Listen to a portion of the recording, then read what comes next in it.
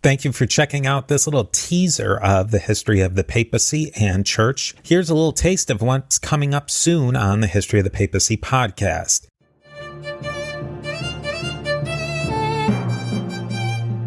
Let's talk a little bit about the Dead Sea Scrolls. And the initial thought was by scholars after the discovery of the Dead Sea Scrolls was there was one Old Testament text, and the text was copied almost exactly through to what is now known as the Masoretic text, the text used by modern rabbinical Jews, Protestants, and with a couple of asterisks, the Roman Catholics.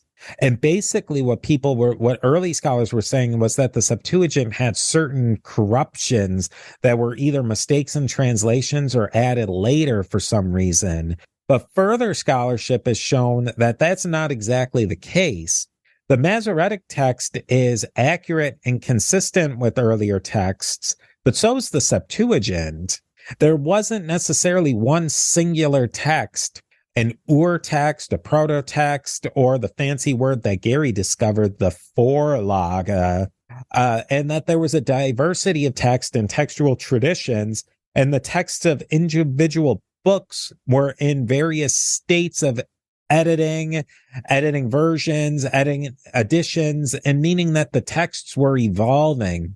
The Septuagint captured a certain edition of that text at a certain time in history. And at one time, not too long ago, scholars wrote off the Septuagint as a historical oddity, but now it's a growing field of biblical studies. Oh, okay.